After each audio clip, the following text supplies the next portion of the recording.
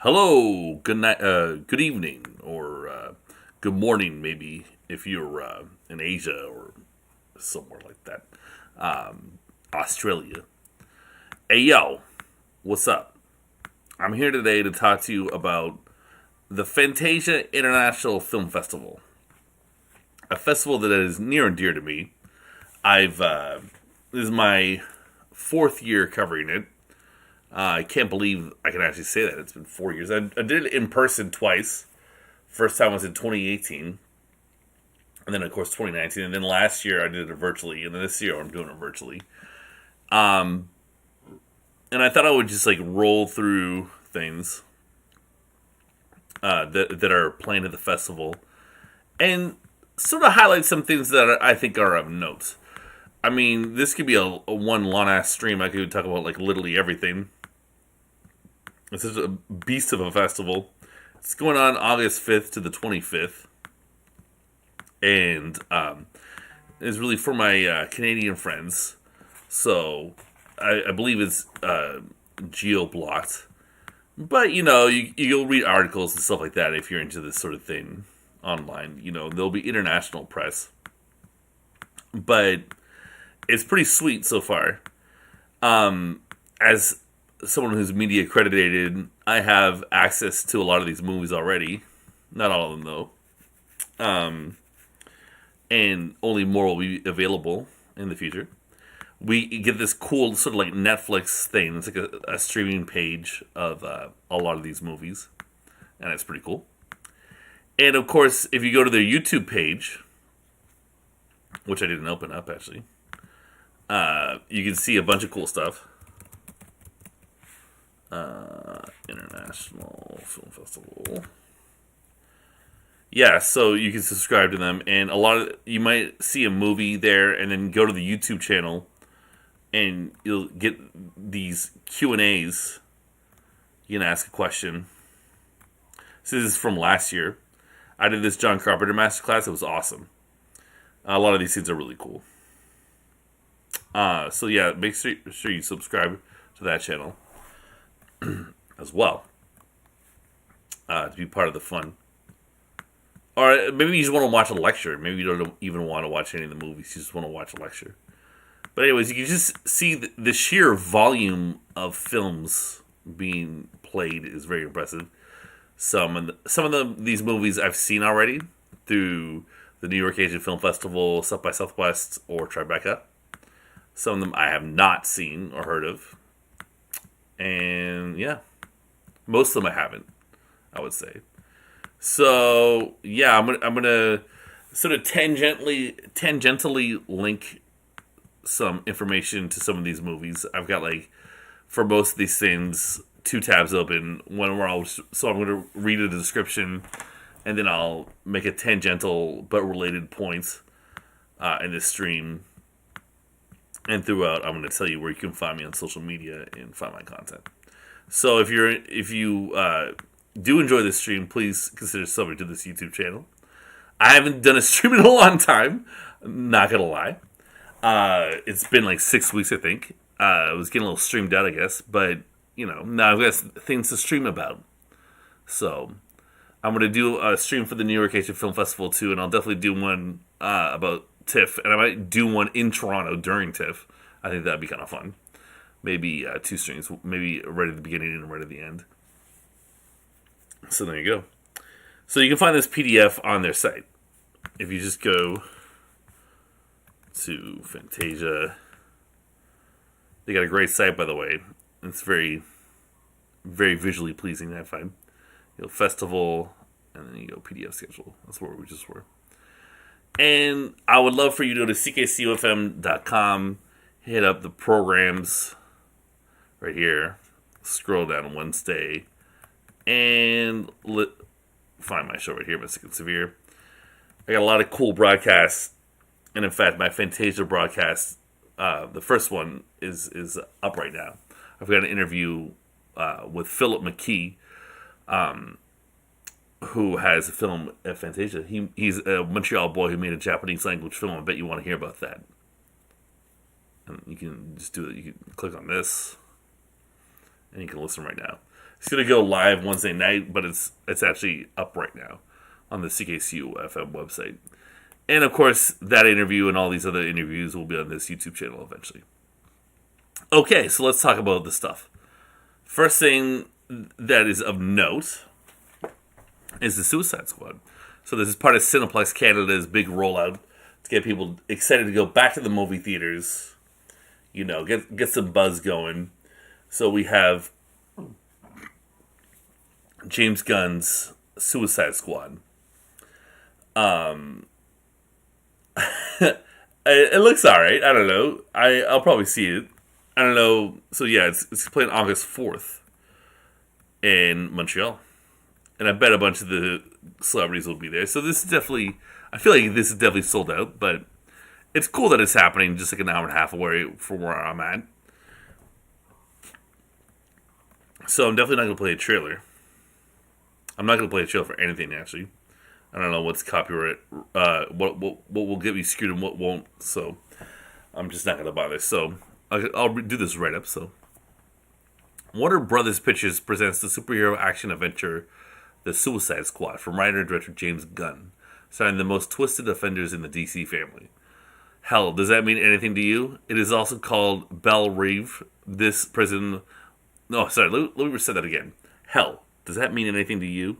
It is also called Belle Reve, this prison with the highest death rate in the United States. The worst supervillains held there are ready to do anything to get out. Even to join Task Force X, an intervention force as secret as it is shady. What must we do to survive today? Gather a gang of prisoners including Bloodsport, Peacemaker, Captain Boomerang, Catcher 2, Savant, King Shark. King Shark's probably the dude I think is the coolest looking. Blackguard, Javelin, and everyone's favorite psychopath Harley Quinn, of course. Is she the only one? I think she's the only one from the last movie. Anyways. The next step, arm them to the teeth and release them literally on Corto Maltese, a remote island infested with enemies. Plunging into a jungle teeming with enemy militants and guerrillas, the squadron sets out on a search and destroy mission. Colonel Rick Flag is the only one to accompany the members of the team on the spot to make sure they behave properly.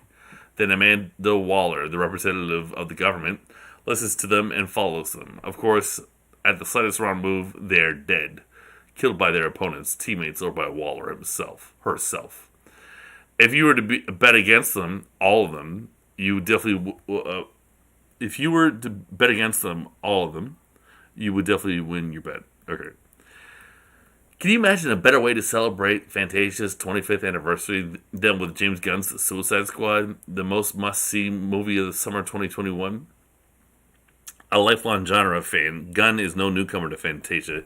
He visited the festival as early as 1997 as screenwriter of Romeo and Juliet, and we fueled our love affair with him by presenting his dynamic realization Super, as well as a small obscure film entitled Guardians of the Galaxy. Ho ho ho ho ho. Now, Gunn brings us his take on DC's motley anti-heroes, making the Suicide Squad a must-see movie. Okay. So, I didn't know Guardians of the Galaxy played as Fantasia, or I knew one I forgot. It seems like a familiar fact that I have forgotten. So, Romeo and Juliet is fun, so this movie might be fun too. 32 minutes. And it is a comedy. Well, that's fun. So that's definitely the shining object of the festival that I thought I would start the stream with. But anyways, getting a little bit more obscure, because that's kind of what festivals are about. We got Hellbender by the Addams Family. John Adams, Zelda Adams, and Toby Poser. So, yeah. I'll read the description, then I'll talk about why I'm highlighting this. So it's 83 minutes. It's not much of a commitment. I love you so much, I can just eat you up. If you break my heart, I'll devour you. Teenager Izzy, Zelda Adams, lives a lonely life with her mother, Toby Adams. Their house isolated deep in the Catskill Mountains. That scenic seclusion is no accident. Her mother has gone through enormous efforts to keep Izzy largely away from people since she was 5. For her own protection and perhaps for that of others. Dun, dun, dun.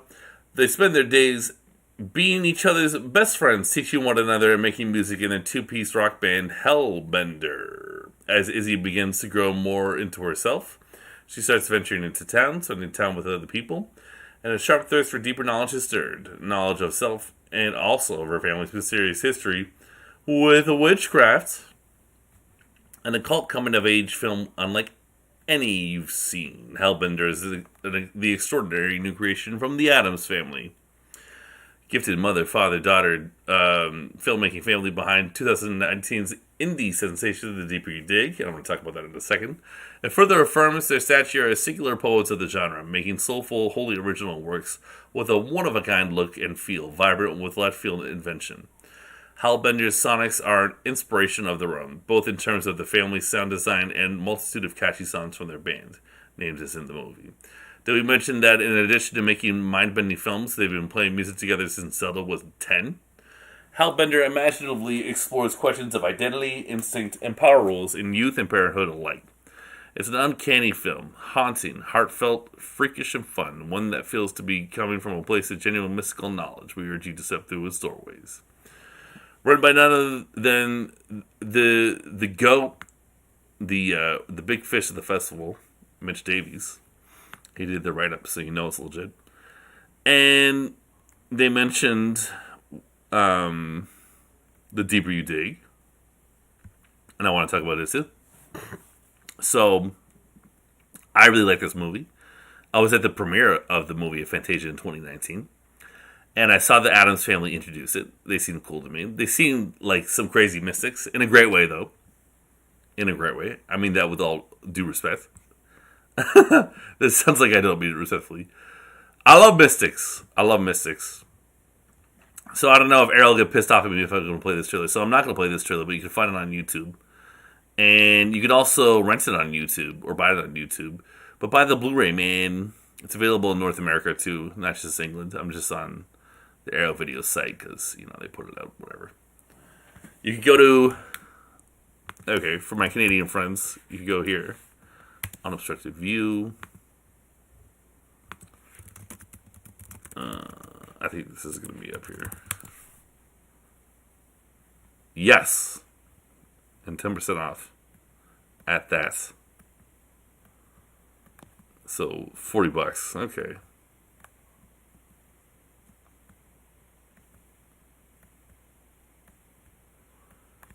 So it's a 2-disc set. Oh, it has another one of their movies. I haven't seen The Hatred.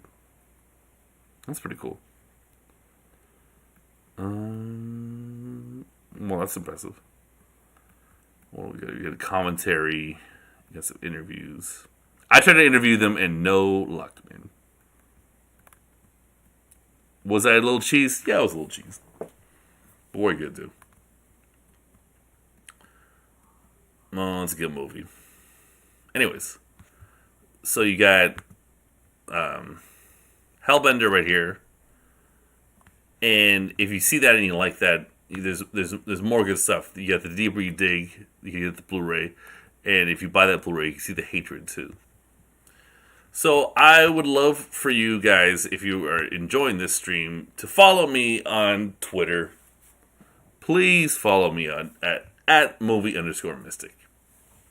More you can see me tweet about this stream, tweet about other interviews I've done, reviews coming up, all kinds of fun stuff. I retweet people. Maybe I'll retweet you. Just please follow me on Twitter. It's movie_mystic. Alright, coming up next. We got Woodlands Dark and Days Bewitched, the history of folk horror. So, this thing's a beast. How long is it? Did they edit it down? No, they did not. 192 minutes. It's over 3 hours. So, I have seen this. I saw it at South by Southwest. And it's from my friends Severn Films, who, sell those great Blu-rays. And now it's made its way to Canada. I knew it would come to Fantasia. I would have been legitimately shocked if it hadn't. So let's do the write-up, and then I got a little tangential note for you. My God. Okay. Everything you always not wanted to know about pagan blood sacrifices and the lingering psychic traumas of colonialism, but were afraid to discover for yourself, says David Elric of IndieWire, who I think I sat next to during a screening of an Israeli movie at TIFF. Anyways, it is Janess and her panel's critical assessment that makes Woodlands worth seeking out immediately astounding, says Josh Hurtado from Screen Anarchy. Anarchy. Strange things found in fields, flickering lights in dark woods, the devil having a cup of tea with you. Folk horror is a fascinating genre that keeps reinventing itself and has yet to be properly dissected. Beginning with the Unholy Trilogy, Witchfinder General, Blood on Satan's Claw, and The Wicker Man, all excellent movies. Then crossing every continent and beyond, ending in our time with Ari Aster, etc. Nothing is left to chance in the most comprehensive folk horror documentary to date. And that is absolutely true. To date, and I imagine forever. Winner of the Midnighter Section Audience Award at South by Southwest, Woodlands Dark and Days Bewitched browses 200 films and includes 50 speakers, including Robert Eggers, Alice Lowe, Pierce Haggard, to name a few. Woodlands Dark is produced by David Gregory of Severed Films, expertly edited and punctuated with precision, a revolutionary work widely researched and produced over a period of several years. And icing on the cake, presenting a splendid sequence of paper collages by Canadian filmmaker Guy Madden. Oh, I didn't know that. That's very interesting. As for the director herself, Kayla Janess, she is the author of the famous House of Psychotic Woman, founder of the Miskatonic Institute for Fantastic Studies, film programmer, critic, producer. Janess has proven to time and again to be an endless well of wisdom and knowledge on all things genre cinema. Ain't that the truth, man? In his own words, Woodlands Dark, in her own words, Woodlands Dark investigates the many ways we alternately celebrate, cover up, and manipulate our own stories in an attempt to find spiritual resonance in our surroundings. Nice. Don't be intimidated by its 3-hour length. You and I both full well know full well that you've been binging documentaries on Netflix for longer than that. Besides, never once will you look at your watch. A Genesis deep dive into the weird will memorize you and never fail to captivate. So I know this person, Sila Pousset. I know her, but I obviously can't say her name properly. So I was, if you don't know, maybe you know, but maybe you don't know. I reviewed 170 short films submitted to the Fantasia International Film Festival this year, and she was the coordinator of us reviewers, us feature and short film reviewers. Yeah. So yeah, like I said, I saw this at South by Southwest, and it's the only movie I've seen at another festival that I'm highlighting this year. And I want to let you know, because I think it's awesome. And I want to let you know, you can listen to me talk to Kayla about this awesome documentary. Okay? So, I would love for you also to follow me on Letterboxd. You can see 4 favorite films of mine there. Stuff I've seen and lots of reviews. I've got, reviews here. And then I've got lists of film festivals and other miscellaneous topics. So, Fantasia is definitely there. Let's see.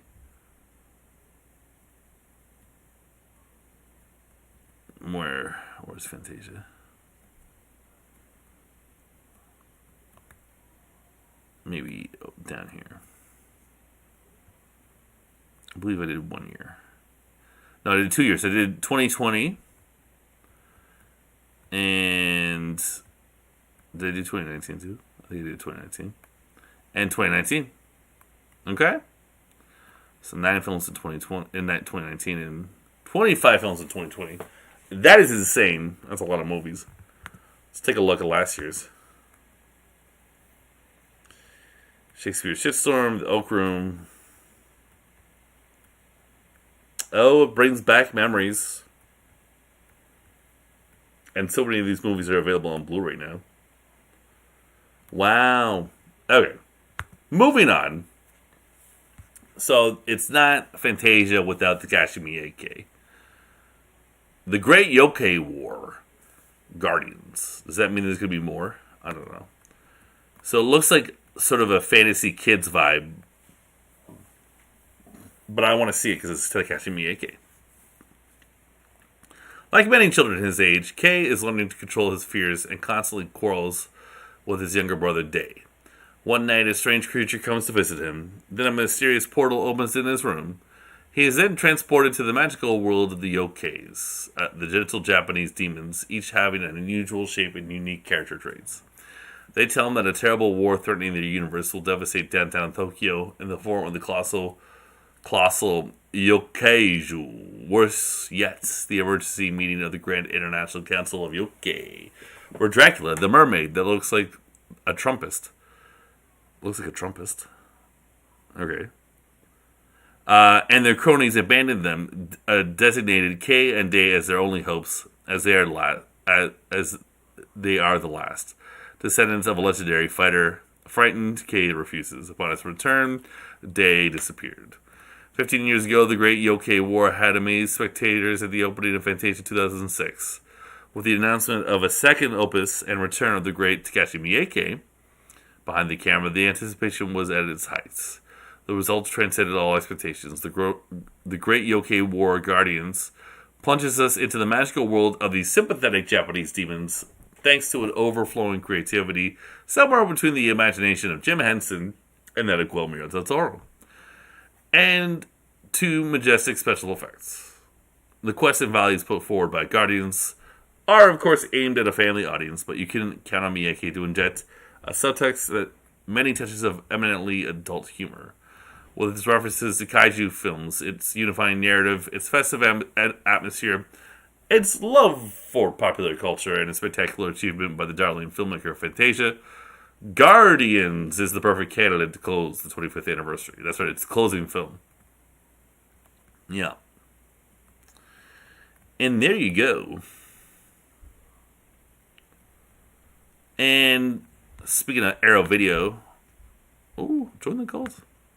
They have this box set, Yokai Monsters Collection Limited Edition. This is coming out in October. Oh, the Great Yokai War. Okay, so it's got like 3 movies from back in the day, and then the Miike movie. That's what I think is going on. Let's see.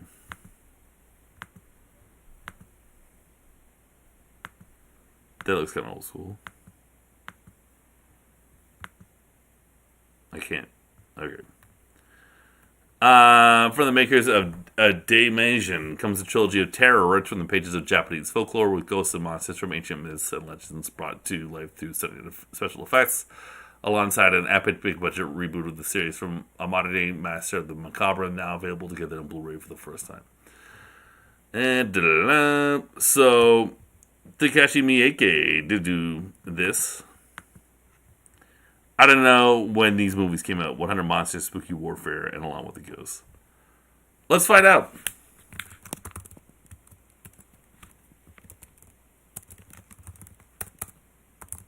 Alright. Okay, so the 60s. Old school. That's when the kaiju craze sort of was, anyways. The Showa era kaiju craze. Anywho. Moving along. This is something I really want to see. Prisoners of the Ghostland. Because it's, it's another big movie. Nicolas Cage is in it. In Samurai Town, 2 American men, Hero, by Nicolas Cage, and Psycho, Nick Cassavetes, walk into a Japanese bank brandishing guns and yelling, "Banzai!" A kid offers them some gun. Things end badly. Elsewhere in town, Bernice, the granddaughter of the tyrannical governor, tries to flee. Things end badly. She is now trapped in an outlaw lair nicknamed the Ghostland, a place that the governor considers too dangerous. He therefore decides to get Hero out of prison and offer him to regain his freedom if he manages to find and bring back Bernice alive and intact within 3 days. It will end badly if it ever ends.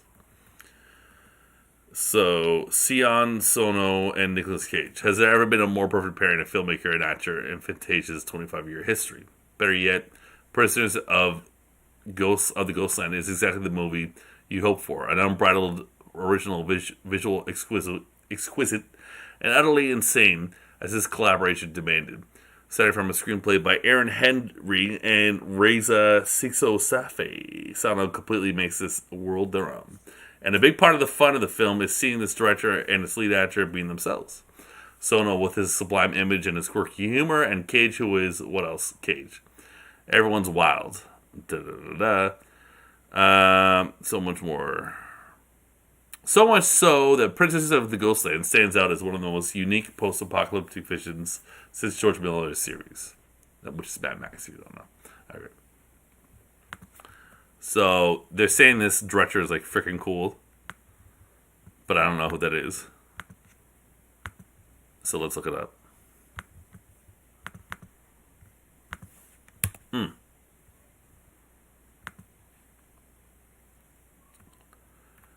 Alright. Oh, I remember Suicide Club. I didn't see it, but I remember when it came out. I remember seeing it at the video store. Okay, so Bridge of the Ghostlands.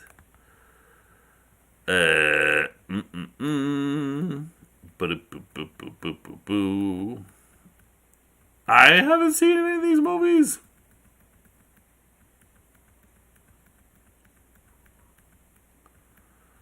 Like, I've only heard of the Suicide Club, but I feel bad now.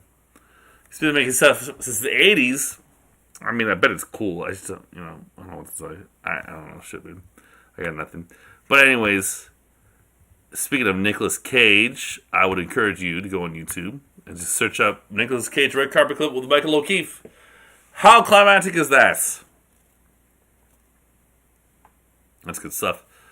So if you enjoy that clip, Nicolas Cage talking to me, Michael O'Keefe, please consider following me on Instagram. I'm the Movie Mystic 2021.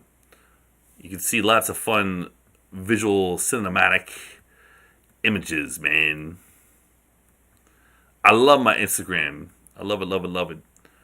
I got a lot of posts. I'll probably follow you based on how many people I'm following. I got like 600 posts. I do stories here and there. Huh? Look at that. I'm talking about this stream. I think I got a good Instagram, so please follow it. Alright. So this is a pretty cool movie. I've seen this. I was given a screener.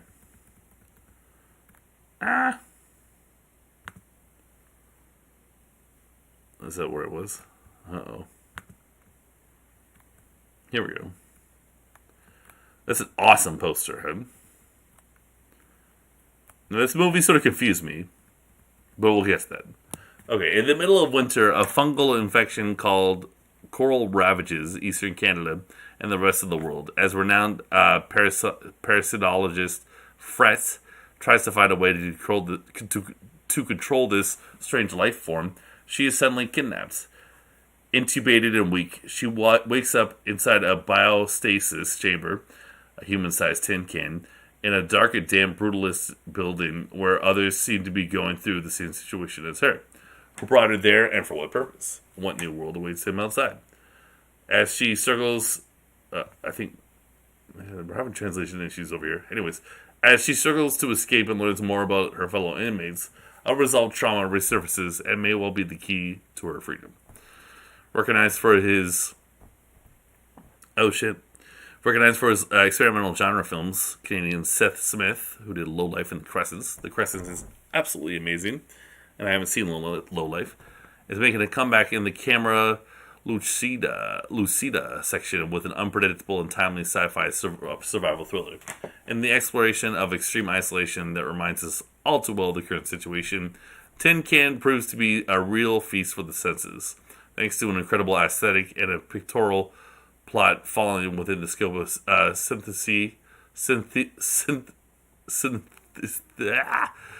that word. Drawing its influences from a variety of sources and the ingenuity of B-movies, Tin Can is as reminiscent of David Cronenberg's early films. Keep an eye out for Michael Ironside. We're going to talk about that a little bit in a second. As it is of Albert Pine's experimental single-location films and the bloody work of Yoshihiro Nishimura. At first a claustrophobic experience, the film evolves into something rather uncertain and intangible, with exceptional special effects by Alan Cook. More importantly, the deeply human aspect of the narrative, which will resonate with audiences long after fright has been contained, is never compromised. Alright. So, I didn't really get this movie, but I liked looking at it. And I think that's a win. But I didn't realize it was the same director as The Crescent. That's crazy. The Crescent's better than this movie, I hate to say.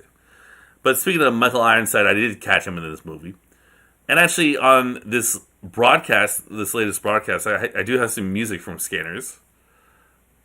Coincidentally. That's like the Michael Ironside movie, yo. But I thought it'd be funny to talk about this. This is in 2018. And apparently he said a lot of weird shit during this conversation. Look at this lady. She looks so confused. See, this guy's not for real. No, he didn't mean that. In all these clips... both of them, or it's the same one, I guess. But whatever, it's funny. I heard he was saying that he could do telekinesis and stuff like that, and that's pretty funny. That is outrageous. So that's something to look out for. Michael, live in conversation with Michael Ironside on the Fantasia website. You can Google that or whatever. All right. Because, he cray-cray. He's a little cray-cray. And then, this is something I'm really looking forward to. It's a restoration, I think 4K, at least 2K, of Tombs of the Blind Dead, a movie that I saw in high school. It's like a 70s Spanish... Yes. Yeah, okay, 1972. Look at this. Come on, it's fun. I'm looking forward to rewatching it. I saw the DVD, so I'm looking forward to seeing it, a little more sparkly. So while George A. Romero's groundbreaking film Night of the Living Dead opened a new wave for the living dead on screen, it wasn't until Dawn of the Dead that the zombies made their appearance. In cult European cinema, as a result, the late 70s and early 80s saw increased interest in the subgenre in Italian horror films. Armando de Osori's Spain-Portugal co-production, Tombs of the Blind Dead, was produced several years before the genre aroused any real enthusiasm. Plus, this classic turned out to be the most iconic and original zombie movie ever made. Okay. The film reinvents the medieval Catholic military order of the Templars as satanic monks, victims of a curse, forcing them to roam the earth as eyeless undead in search of human flesh. The people of Berzano know not to go near the ruined church, where frightened ghouls emerge from their graves after dark. If only someone had seen fit to warn Virginia, Roger, and Betty, a group of travelers who would have preferred to be elsewhere. The problem begin where Virginia lives alone in the countryside, I think. When she is found dead and her body covered with bites, her friends try to find out what happened to her. As the sun goes down, their nightmare begins.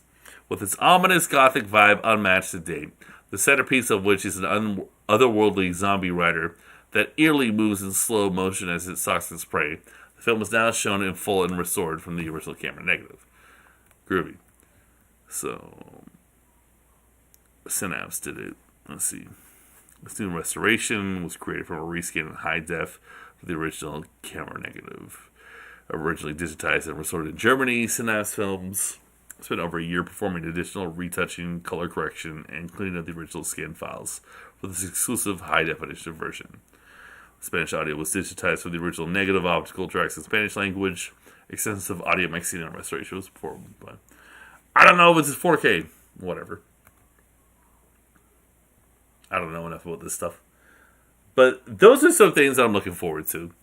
So, we talked about the Suicide Squad. We talked about Hellbender. We talked about Woodland Stark and Days Bewitched. The Great Yoki Wars Guardians. Prisoners of the Ghostland. We talked Tin Can, and then we talked Tunes of the Blind Dead.